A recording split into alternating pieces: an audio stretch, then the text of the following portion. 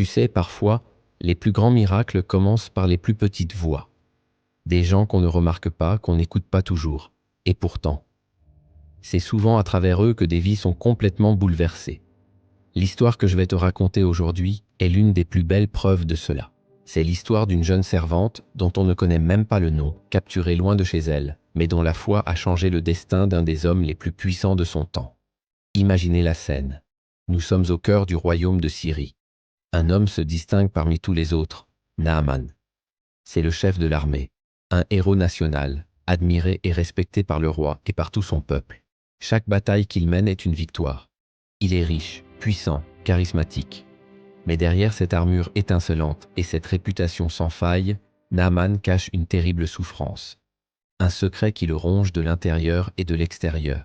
Il est atteint de la lèpre. À cette époque, c'était une condamnation à une mort lente, une maladie incurable qui l'isolait et le défigurait jour après jour. Maintenant, déplaçons notre regard à l'intérieur de sa maison. Parmi les serviteurs, il y a une jeune fille, une adolescente arrachée à sa terre natale, Israël, lors d'une des nombreuses campagnes militaires de Naaman. Elle est une captive, une esclave. Elle n'a plus ni famille, ni patrie, ni liberté. Face à cet homme qui est, en quelque sorte, la cause de son malheur, elle aurait pu nourrir de la haine, se réjouir de sa maladie, ou, au mieux, se murer dans un silence prudent. Mais elle a choisi une autre voie, une voie de compassion. Un jour, en voyant la détresse de la femme de Naaman, elle s'approche d'elle et lui dit, avec une conviction désarmante, « Ah, si seulement mon maître pouvait aller voir le prophète qui est en Samarie, dans mon pays, il le guérirait de sa lèpre. » Ces quelques mots, prononcés par une jeune esclave, auraient pu être ignorés, balayés d'un revers de main. Mais ils étaient si remplis de foi et de sincérité qu'ils ont fait leur chemin. De l'épouse de Naaman jusqu'à Naaman lui-même, puis jusqu'aux oreilles du roi de Syrie. L'espoir était si puissant que le roi accepta de laisser partir son général. C'est ainsi que Naaman, avec ses chars, ses chevaux, ses soldats et une fortune en cadeau, prend la route vers Israël à la recherche d'un miracle. Arrivé devant la modeste demeure du prophète Élisée, Naaman s'attend à être reçu avec tous les honneurs dus à son rang. Il imagine une cérémonie spectaculaire, des prières grandioses, un rituel impressionnant. Mais rien de tout ça. Élisée ne sort même pas à sa rencontre. Il envoie un simple messager avec un ordre déconcertant. « Va te laver 7 fois dans le Jourdain, et ta chair redeviendra saine. » La réaction de Naaman est immédiate. C'est la fureur. « Quoi? Moi, Naaman, grand général de Syrie, me tremper dans cette rivière boueuse? N'avons-nous pas des fleuves bien plus purs et plus majestueux chez nous? » C'est une humiliation. Il est sur le point de faire demi-tour, blessé dans son orgueil. Mais là encore, une autre petite voix intervient. Un de ses propres serviteurs s'approche humblement et lui dit « Mon père, si le prophète t'avait demandé de faire quelque chose de difficile, un grand exploit, ne l'aurais-tu pas fait? Alors pourquoi ne pas simplement essayer ce qu'il te dit?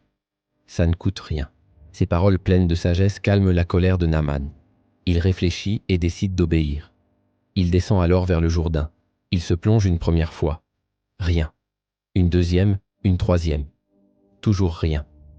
Il continue malgré le doute qui devait l'envahir. 6 fois.